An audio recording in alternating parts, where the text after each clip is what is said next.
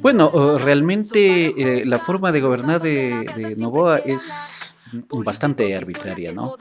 Él tiene muchas tensiones con la Corte Constitucional justamente porque es parte de la élite y a la élite le incomoda la Constitución del 2008. Es decir, le incomoda el neoconstitucionalismo que tiene que ver, entre otras cosas, la protección y la tutela de los derechos fundamentales por encima de los intereses particulares, ¿no? Vale decir que el Ecuador normalmente ha sido acostumbrado o ha estado acostumbrado a ser gobernado por los poderes innominados que normalmente o comúnmente se los llama. Hola, bienvenidos y bienvenidas a un capítulo más del Sofá Rojo Política con Perspectiva. Un agradecimiento muy especial a los estudios de N-Group y a su gran equipo, que sin ese gran apoyo no sería posible la realización de este podcast. Hoy vamos a conversar con Alberto Montenegro, abogado constitucionalista. Vamos a conversar sobre lo que está pasando actualmente, cómo ha gobernado Daniel Noboa, muchos decretos, muchos estados de excepción, la tensión con la Corte Constitucional. Nos va a aclarar un poquito el panorama. Muchas gracias, Alberto, por estar aquí, por haber aceptado la invitación. Muchas gracias, Wendy. Un saludo al Sofá Rojo por esta invitación y agradeciéndoles mucho. Encantados. Para empezar, partiendo desde el derecho constitucional, ¿cómo evalúas tú no primer periodo, porque recordemos que Noboa ya tuvo un periodo anterior, ¿no? Pero ¿cómo evalúas tú esta gestión, esta manera, esta forma de gobernar de Daniel Noboa? Bueno, realmente la forma de gobernar de Noboa es bastante arbitraria, ¿no? Él tiene muchas tensiones con la Corte Constitucional justamente porque es parte de la élite y a la élite le incomoda la Constitución del 2008. Es decir, le incomoda el neoconstitucionalismo que tiene que ver, entre otras cosas, la protección y la tutela de los derechos fundamentales por encima de los intereses particulares, ¿no? Vale decir que el Ecuador normalmente ha sido acostumbrado o ha estado acostumbrado a ser gobernado por los poderes innominados que normalmente o comúnmente se los llama a las élites, ¿no? ¿Por qué son innominados? Porque no aparecen dentro del concierto político o legislativo, sino que están detrás de ello moviendo los hilos, ¿no? Entonces, a ellos no les conviene que los intereses de los más débiles estén por encima de los intereses particulares, ni de las grandes transnacionales, ni de los medios de comunicación, en definitiva de los negocios grandes, ¿no? Entonces, Noboa, como es parte de esa élite, le incomoda la Constitución del 2008, los derechos. Entonces, por eso es de que él ha tenido tensión con la Constitución al principio de este gobierno, digamos, de esta administración, o cuando ya se estaba terminando la que él complementó a la de Guillermo Lasso. Había los rumores que tenía como iniciativa ser una constituyente, formar una constituyente para que desmontar la Constitución del 2008, ¿verdad? Entonces, desde un principio se conoce que a él no le gusta la Constitución, es incómodo con los derechos y por lo tanto pues ahora tiene este momento tan álgido que está surgiendo entre el Ejecutivo y la Corte Constitucional, ¿no es cierto? Entonces, y eso se va a profundizar porque a Noboa realmente y a su grupo económico, podría decirse así, que están dentro del legislativo coincidentemente, les va a seguir incomodando y eso también van a introducir o tratar de introducir en la conciencia colectiva de que la Constitución es mala, de que la Corte Constitucional defiende los intereses de los delincuentes, defiende los intereses del crimen organizado. Entonces, esa más o menos es en el ámbito constitucional la trayectoria que ha tenido, si se quiere, la administración de Noboa, y no solo de él, sino también de su partido dentro de la Asamblea Nacional. Claro, no sé, usted dice que se va a seguir manteniendo esta narrativa, ¿no? Para poder manipular colectivamente y que sigamos pensando que lo que él dice es correcto y que él está haciendo bien por el bien del país, cuando no.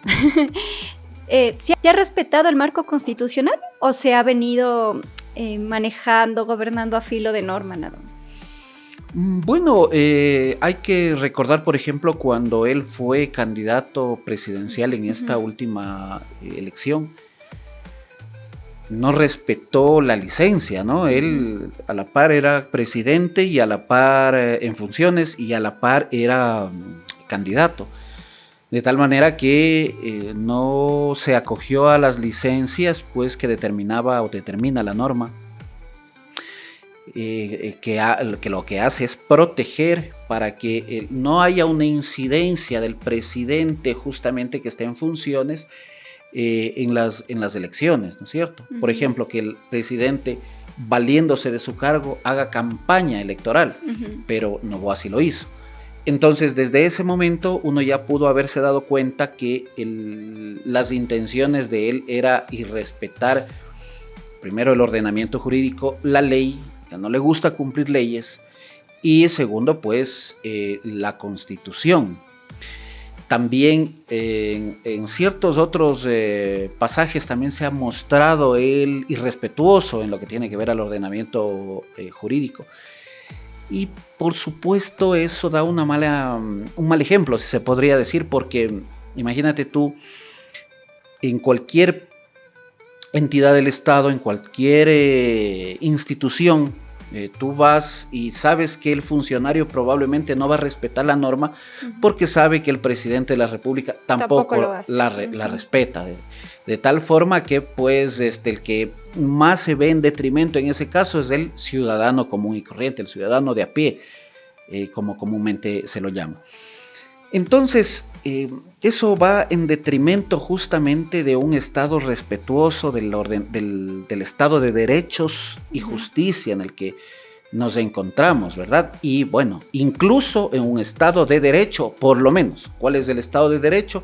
El que reina la ley, el imperio de la ley, se dice, ¿no? En cambio, el nuestro es el que imperan los derechos. Por eso es que está en la Constitución que el Ecuador es un Estado de derechos y justicia social.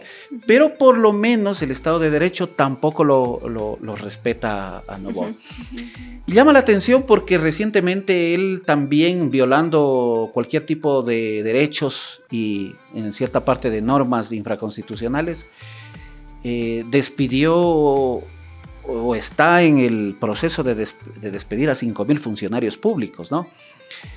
Y bueno, el justificativo de él era que estos funcionarios no se acoplaban, digamos, a las leyes, no eran respetuosos con el usuario, porque incluso en una de sus manifestaciones hablaba que los funcionarios decían cuando va el usuario que no hay sistema, por ejemplo, ¿no? Y que eso era un justificativo para la vagancia.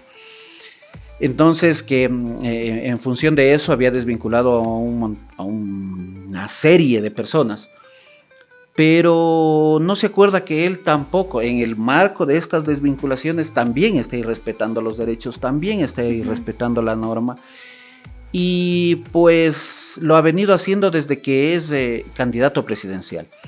Entonces, a veces da la impresión de que Noboa es una persona que no le gusta cumplir la norma y que ha sido pues acostumbrado a hacer lo que él quiera, porque así lo criaron, en definitiva. Claro, un muchachito malcriado que si no hacen lo que le se enoja. Sí, esto ha causado, ¿no?, un cierto debilitamiento de la independencia de las funciones del Estado. Sí, porque hay que tomar en cuenta que la función legislativa está en manos del partido de él, ¿no?, de la bancada de ADN, y por lo tanto ADN hace lo que el presidente considera. En lo que tiene que ver a la función judicial, tengo yo la sospecha que los jueces también son obedientes a los jueces ordinarios, ¿no? son obedientes a lo que determina el régimen, porque también hay un poco de miedo dentro de la función judicial, entre los jueces concretamente, que haya desvinculaciones masivas. Entonces, esas desvinculaciones masivas dan un cierto mensaje a los jueces de primer nivel de las Cortes Provinciales y de la Corte Nacional, que en cualquier momento, si no acatan lo que dice el presidente, pueden perder su trabajo. Por ejemplo, una de estas personas o algunas de estas personas que han sido desvinculadas recientemente, entre estas 5,000, podría interponer una demanda en contra del Estado, y el juez que conozca esa causa muy probablemente no le va a aceptar esa petición, porque digo yo, como juez, correría el riesgo de perder mi trabajo, y consecuentemente pues tengo que negar esa petición, porque va a ser una afrenta para el Ejecutivo regresar a la gente que él acaba de desvincular y dictar una sentencia contraria a esa idea que Noboa ha querido plantar en el inconsciente colectivo, de que todas esas personas que han sido desvinculadas han sido, digamos, vagas, no han hecho bien su trabajo, y en fin, un sinnúmero de males, ¿no? Y en lo que tiene que ver, pues, a la Corte Constitucional, hay esta tensión, porque él piensa que es jefe de la Corte Constitucional y él sobreentiende que tienen que hacerle caso. Ya decía por ahí una prefecta de cierta provincia de la costa, que la Corte Constitucional, o que estaban marchando en contra de la Corte Constitucional porque no se alinea a los intereses del gobierno. Y pues a quien tiene que alinearse la Corte Constitucional es a los derechos contenidos en la Constitución, y no al gobierno, menos aún al gobierno, porque la Corte justamente está diseñada para eso, ¿no? Claro, esa es su para función. ser contrapeso, igual que la Asamblea. Exactamente, hacer un contrapeso y frenar la arbitrariedad del Estado. Pero pues parece que Noboa y la gente que lo rodea está totalmente confundida en ese sentido. Claro. Algo nos dijiste que, claro, los jueces comunes, los jueces provinciales, van a hacer lo que el presidente dice por miedo a perder su trabajo. Pero algo así ya sucedió con la jueza Nubia, no recuerdo yo bien el apellido, que fue la que estuvo a cargo de... ¿Perdón? Nubia Vera me parece que es. Ajá, que estuvo a cargo del caso de Verónica Abad. Sí, y que ella se pronunció a favor de la vicepresidenta, incluso ordenó una disculpa pública, ordenó que pongan un comunicado afuera de la vicepresidencia, y se burlaron porque pusieron con letras transparentes, y también dijo que tenía que asumir la vicepresidencia Verónica Abad como estaba. Pero no lo hizo, y por eso, y ahora salió y ya está acusada de algunas cosas ahí. Bueno, me estaba olvidando que cuando me preguntabas del irrespeto de Noboa, pues me estaba olvidando que fue tal grosera el irrespeto, que la vicepresidenta de la República de la época pretendían sancionarla a través de un sumario administrativo, ¿no? Entonces, violando la Constitución, el debido proceso y la ley, sin importarles nada, ¿no? Pero ellos sabían perfectamente lo que estaban haciendo, sin embargo, no les importa. Entonces, ¿qué pasa, por ejemplo, el caso que tú traes a colación de la señora, me parece que es Nubia Vera? Pues, primero que entiendo que tiene ya una medida administrativa de suspensión provisional para destituirla de su cargo dentro de un sumario administrativo. Pero además se le inició, como la Fiscalía es el brazo derecho y el brazo ejecutor parece del Ejecutivo, y además parece una oficina de Carondelet, se le hizo un allanamiento en el marco de una investigación penal. De tal manera que, imagínate tú siendo juez o jueza, que recuerdes lo que le pasó a esta jueza. Te pones a pensar más de claro, una vez. ¿qué me va a pasar si es que hago lo me va a pasar eso. Ajá, o fallo en contra del señor presidente, ¿no? Exactamente. Entonces, pues, no es que vas a decir solamente me puede, sino que me va a pasar. Y eso es un hecho. Sí, se están viendo algunas cosas raras por ahí. Nos hemos enterado sobre lo que acaba de pasar a Leonidas Issa Salazar, que sufrió un atentado. Y bueno, ¿qué podemos esperar el resto de personas comunes, comunes y corrientes? Durante todo este tiempo se ha recurrido mucho a esto de los estados de excepción. ¿Qué se justifica esto dentro de lo constitucional? Bueno, se justifica siempre y cuando sea excepcional, justamente como su nombre lo indica, ¿no? Pero lamentablemente en el Ecuador se torna un estado ordinario, ¿no?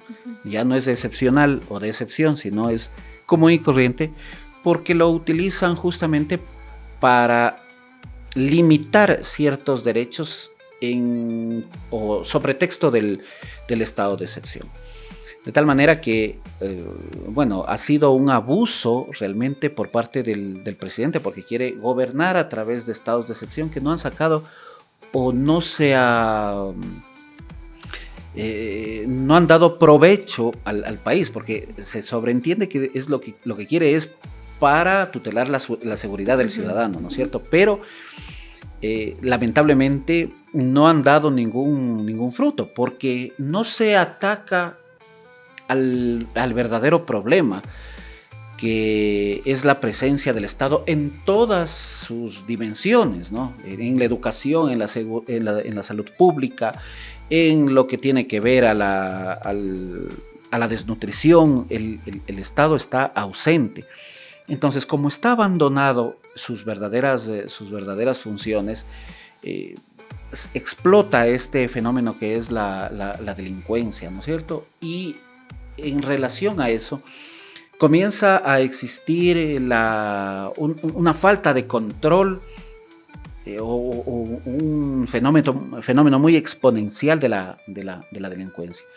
De tal manera que es incontrolable, porque la policía no se abastece, porque hay niños, adolescentes que se encuentran en desnutrición, en condición de calle, que son presa fácil de la delincuencia organizada. Y la delincuencia organizada entonces se multiplica en su número y no la puedes controlar simplemente con un estado de excepción. ¿Qué es lo que tienes que hacer? Ir al problema medular, que las élites, concretamente las que nos están gobernando en este momento, no creen en eso, porque seguramente lo que quieren ellos es resultados a corto plazo. Y la educación probablemente no te da resultado hasta que Noboa termine su gestión. Y tampoco a las élites les conviene tener un Estado, a ellos lo que les conviene es tratar de parecer ante el ciudadano que están haciendo bien las cosas. Entonces, a la persona que está en la tienda, a la persona que coge o que toma el bus, a la persona que camina diariamente a su trabajo, lo que le interesa es que no le maten. Y lo que en el imaginario de las personas creen que al ver policías o militares en las calles ya estamos protegidos, cuando es todo lo contrario. Cuando tú ves exceso de policías dentro de un sector, no es porque estás más segura, sino porque a lo mejor ese sitio o ese sector es bastante conflictivo.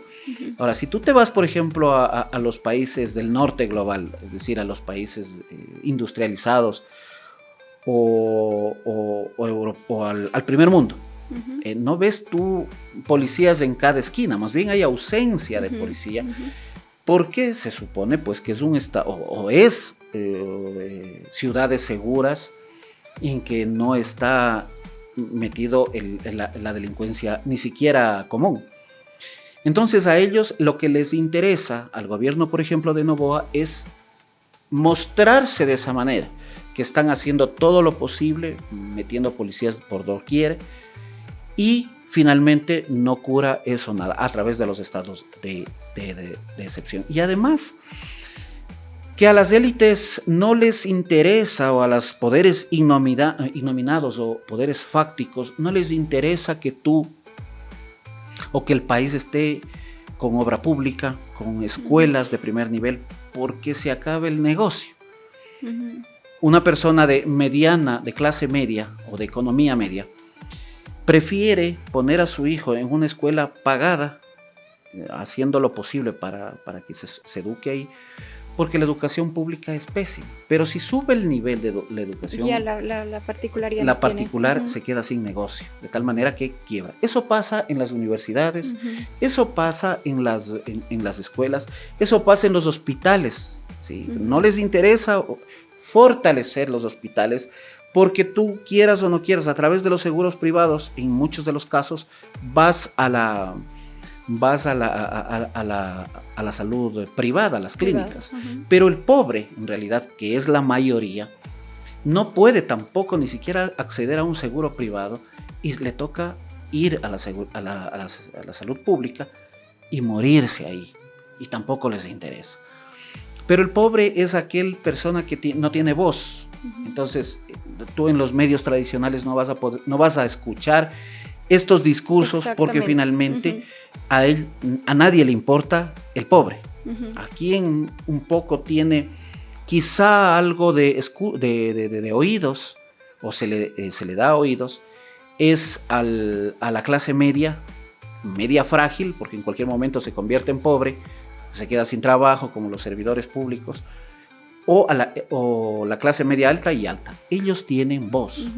Pero la mayoría que no tiene trabajo, que realmente están en la extrema pobreza, ellos se mueren en los hospitales públicos, y lógicamente nadie sabe. No obstante, recientemente hubo un fenómeno que un grupo de niños murieron por falta de una medicina que además había sido ni siquiera cara, sino bastante...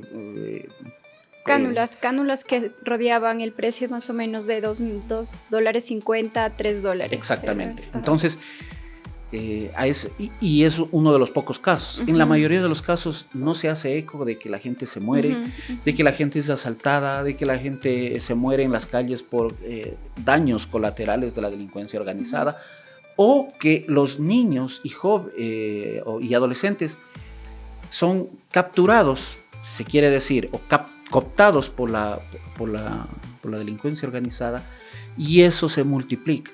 Lo que pasa es que también aquí en la sierra nosotros no vemos tanto, porque no hay tanta desigualdad como en la costa. En la costa tú ves exponencialmente la delincuencia, que no puedes entrar a un restaurante porque probablemente ese momento te mueras por una bala perdida, etcétera, por un sicariato, etcétera. Y pues nosotros aquí en la sierra no vemos tanto, porque la desigualdad es inferior, ¿no? Pero en la mayoría del país realmente es grave la situación. ¿Qué es lo que va a pasar en lo pronto, digamos, hasta que acabe el gobierno de Noboa? Es que se va a profundizar, y mucha gente tiene el recelo que lo que pasa en la costa se replique acá en la sierra, y el país realmente la calidad de vida sea peor de la que tenemos en este momento.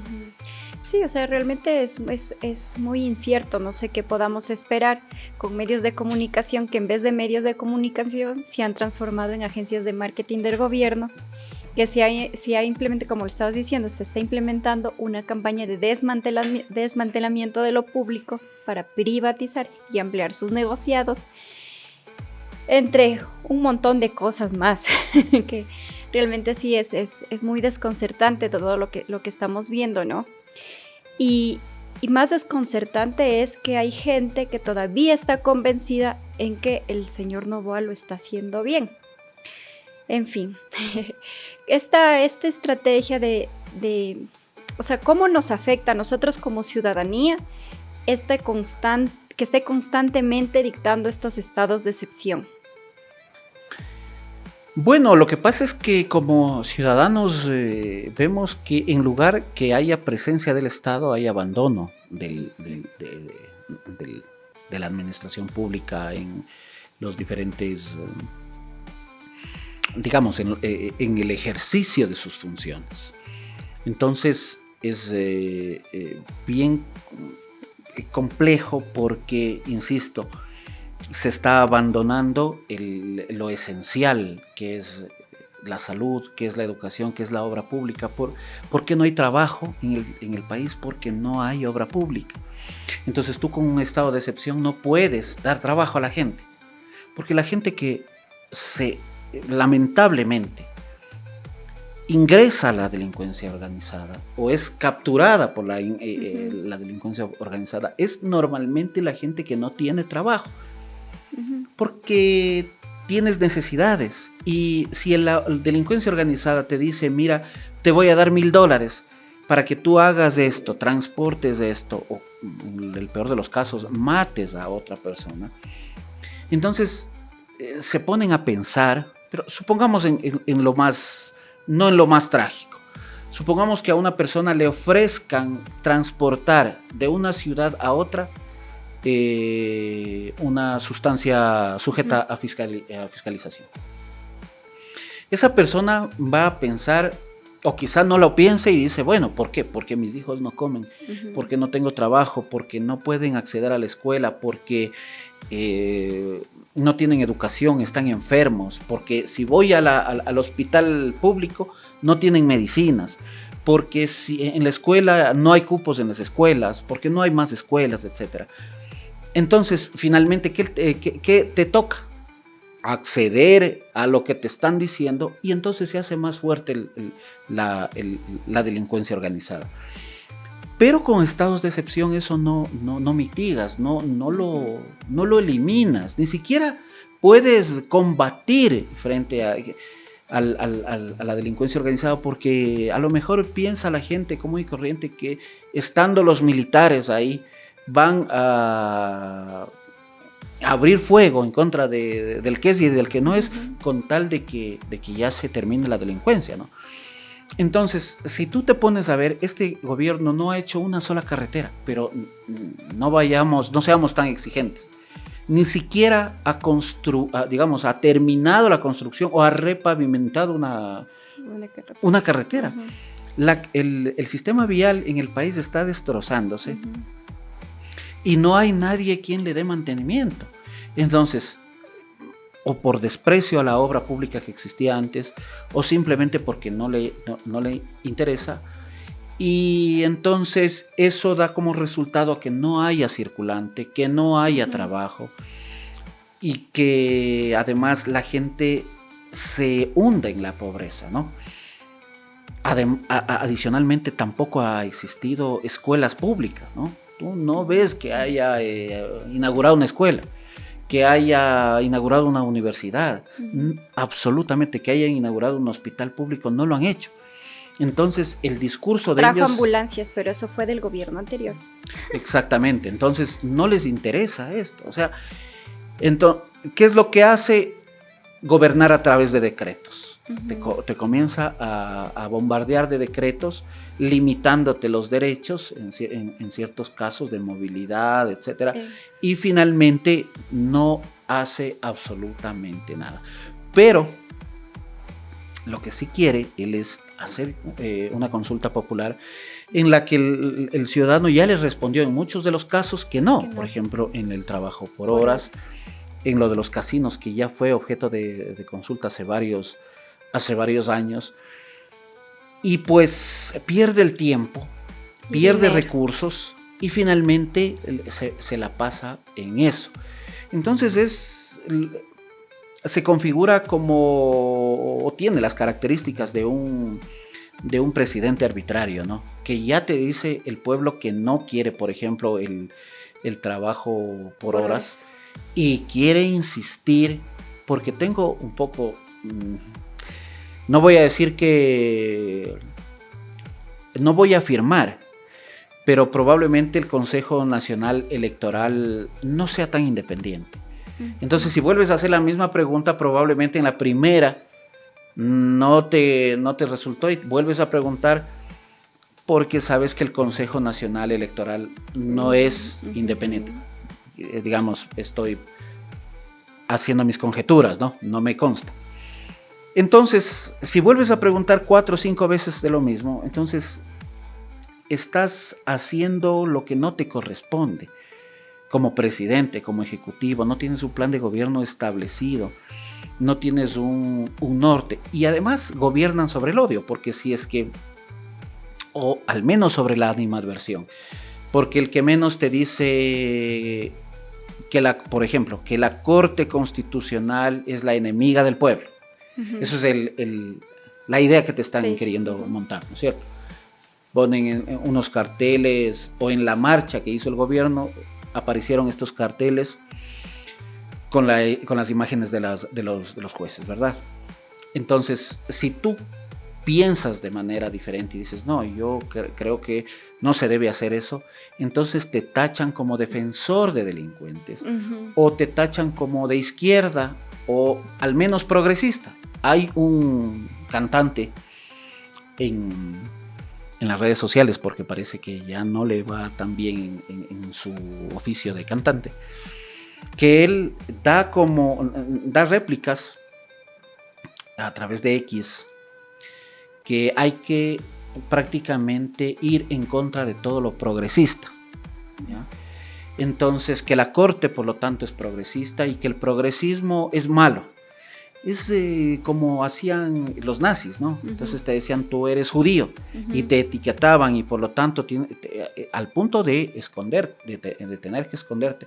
Lo mismo pasaba en Nueva York a inicios de los 1900, cuando tú eras alemán, entonces prácticamente la gente tuvo que cambiarse de apellido, modificar su apellido alemán para que no le tachen como alemán y sean perseguidos. Entonces eso es lo que va a pasar. Tú eres de izquierda, tú eres progresista, o peor si eres correísta. O sea, aquí prácticamente eres un delincuente si alguna vez votaste por Correa, que en algún momento la gran mayoría de gente lo hizo. Entonces la gran mayoría son delincuentes, según el criterio que ahora se está manejando, ¿no? Entonces esa es la forma en la que él está manejando el país. Ahora bien, lo que tú decías respecto de los dineros que se están destinando a los medios, ¿no? Recientemente salió un post de X, de un periodista, en el que decía que daba pues cuenta o exponía lo que había gastado la administración en pauta. Y llamaba la atención porque ahí estaba primero Carlos Vera, que es conocido el señor por ser una persona que recibe su pauta de parte del Estado, ¿no es cierto? O del gobierno. Y estaban otros medios como La Data. Entonces tú vas donde Fausto Miño, y Fausto Miño lo ves, y todo replica de La Data, La Data, La Data. ¿Por qué? Porque es gente que quiere o tiene este mensaje claro para a sus seguidores introducir esas ideas, o sembrar en el imaginario colectivo lo que en realidad quiere. En este caso de la Corte, que la Corte es la enemiga del pueblo. Fausto Miño, por ejemplo, tengo entendido que tenía él una causa, no sé, que llegó a la Corte Constitucional y aparentemente había ganado por parte de la Corte, digamos, le había dado la razón a la Corte. Y a pesar de eso, expone su desprecio a la Corte. Eso no es coincidencia, sino que eso es una réplica que se está dando por parte del gobierno, y pues utilizando aparentemente dineros públicos. Claro. ¿Qué implicaciones constitucionales tendrían que se acepten, ¿no?, estas reformas de seguridad y de economía que la Corte suspendió, digamos? Bueno, implicaciones devastadoras para cualquier persona, porque imagínate, tú y yo estamos hablando en este momento, un poco yo, concretamente haciendo críticas al gobierno, ¿cierto?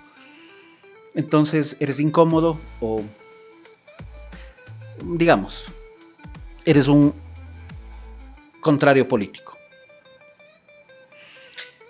Con una de las leyes que se pretende poner en vigencia, en cualquier momento pueden entrar a tu casa sin el control judicial.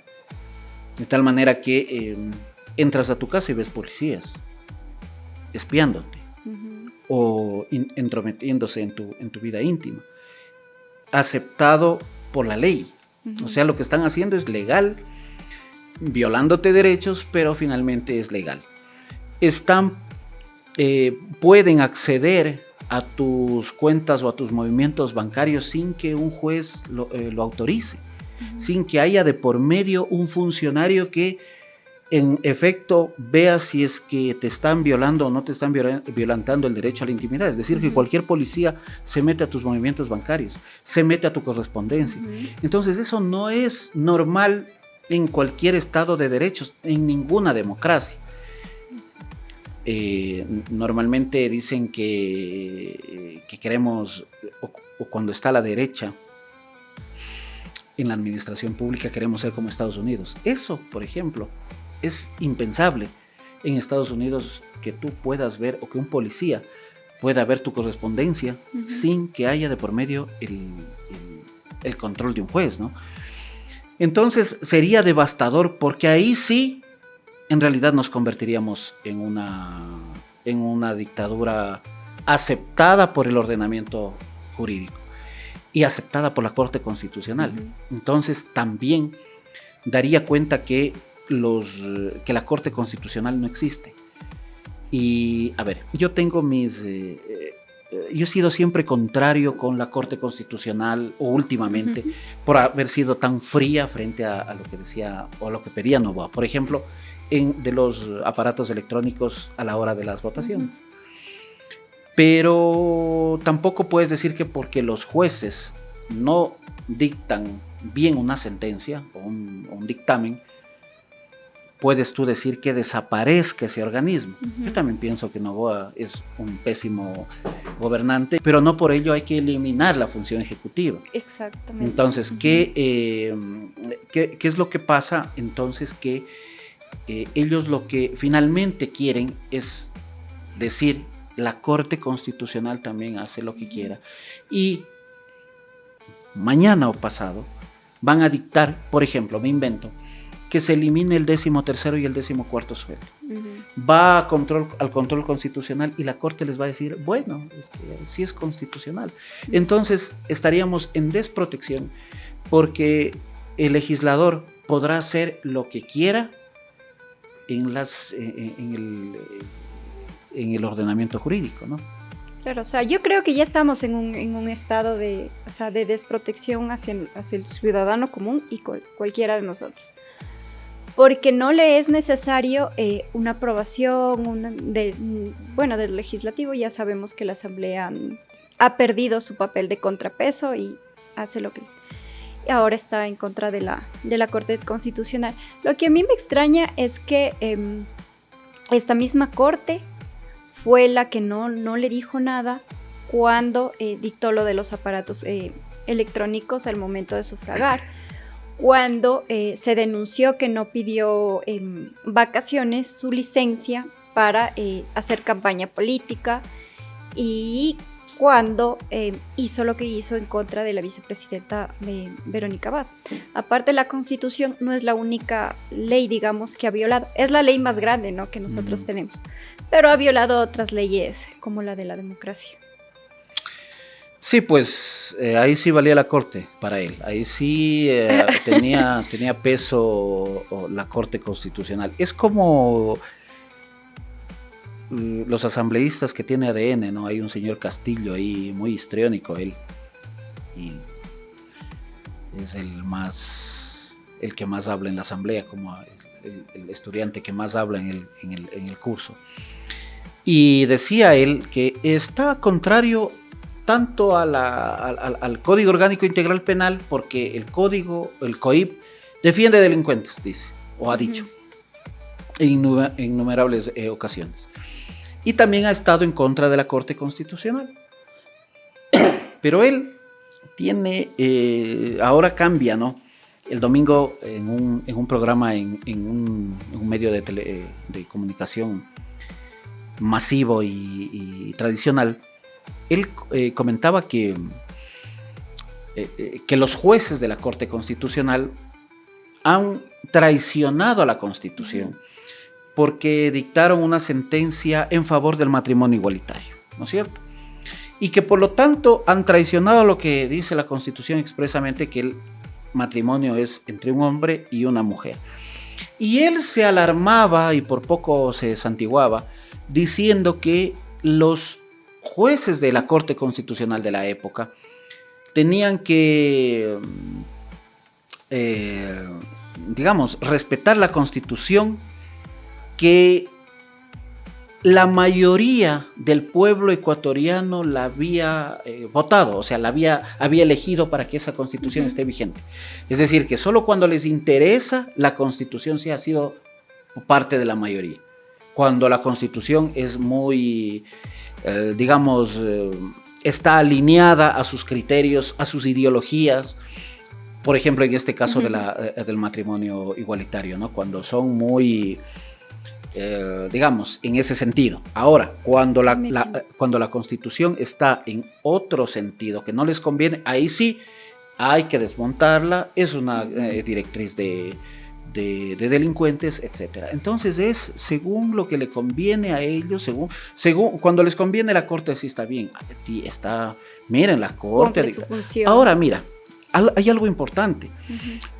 La Corte todavía no ha decidido en el fondo. Exacto, ajá. ¿Qué tal si la Corte dice que toda la norma que ha propuesto o que ha dictado el legislativo es constitucional? Ahí sí va a valer la Corte. Ahí sí ya no hay que desaparecerla. Ahí sí los jueces seguramente, en lugar de sacar esos carteles en contra de ellos, les van a poner, digamos, como santos, ¿no? Y estoy seguro que eso va a pasar. En lo medular todavía la Corte no se ha pronunciado. Y yo, para serte franco, no confío en que la Corte vaya a hacer del todo su trabajo. ¿Por qué? Porque hay una suerte de presiones de atormentar a la Corte.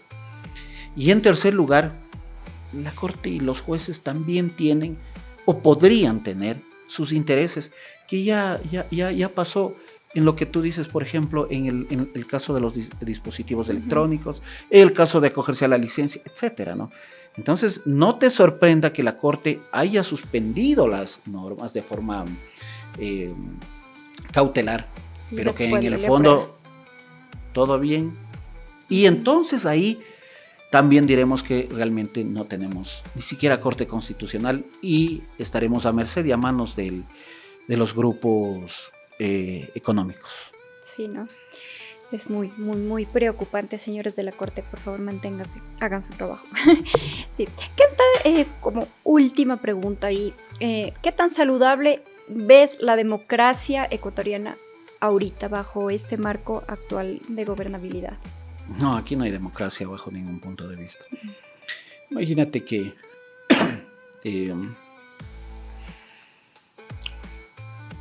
es posible que si tú dices algo que no le gusta a alguien y tengas influencia mediática, haya la posibilidad de que te encierren. ¿Sí?